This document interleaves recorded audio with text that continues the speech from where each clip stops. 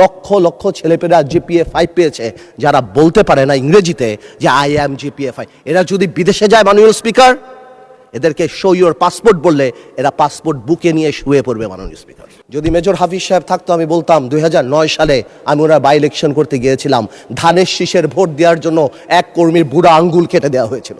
বঙ্গবন্ধু শেখ মুজিবুর রহমানের ছবির পিছে যদি জাতির জনক না বলা হয়, তাহলে সেই পরীক্ষায় পাশ করানো হয় নাই। এরপরও ডিএনএ টেস্ট করে 15 লাখ টাকা ঘুষ নিয়ে তারপর বিসিএস এ চাকরি দেওয়া হয়েছে। ইয়াবাবদি who is a Pablo Escobar, সবচেয়ে বড় ড্রাগ লর্ড এই দেশের, তাকে এখানে বসানো হয়েছিল। মমতাজকে বসানো হয়েছিল। তৎকালীন রাষ্ট্রপ্রধানকে এখানে বসে হযরত ওমরের সাথে তুলনা করা দেওয়া হয়েছিল। প্লিজ, হযরত ওমরের সাথে তুলনা করে দেওয়া হয়েছিল। এখানে বসে তৎকালীন রাষ্ট্রপ্রধানকে হযরত উপাধি দেওয়া হয়েছিল, পীর আউলিয়া দেওয়া হয়েছিল। আপনি এখানে বসা, যদি মেজর হাফিজ সাহেব থাকতো আমি বলতাম 2009 সালে আমি ওরা বাই ইলেকশন করতে গিয়েছিলাম, ধানের শীষের ভোট দেওয়ার জন্য এক কর্মীর বুড়া আঙ্গুল কেটে দেওয়া হয়েছিল।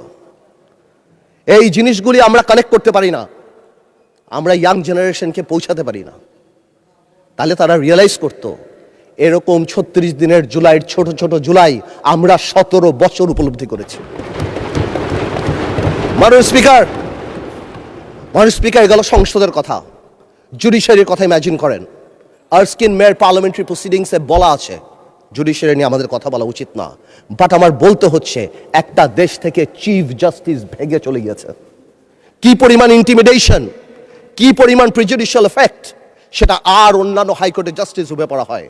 আমার দেশ নেত্রী খালেদা জিয়ার বিচারের রায় গণভবনের বারান্দায় বসে লেখা হয়েছে, যেখানে লক্ষ কোটি টাকা এক একটা মন্ত্রী 700 বাড়ির মালিক ডুবাইতে হয়েছে।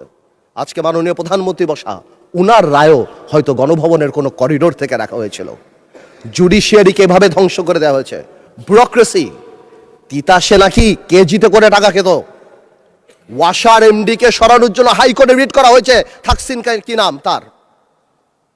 একটা বিসিএস পরীক্ষাতে বঙ্গবন্ধু শেখ মুজিবুর রহমানের ছবির পিছে যদি জাতির জনক না বলা হয়, তাহলে সেই পরীক্ষায় পাশ করানো হয় নাই।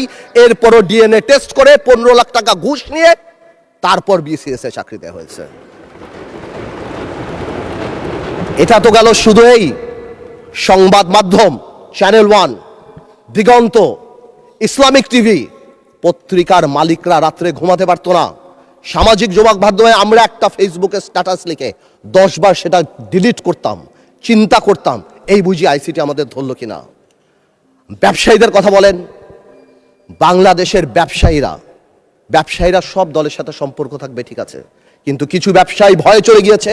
আমরা এও শুনেছি বড় বড় ব্যবসায়ীরা তৎকালীন সরকার প্রধানকে মা, আম্মু বলে সম্বোধন করেছে। কেউ কবিতা বলেছে, তুমি আমার প্রথম, তুমি আমার দ্বিতীয়। আপনারা শুনেন নাই? আমরা শুনেছি। মানে হাউ ডিসগাস্টিং একটা দেশের সিস্টেম।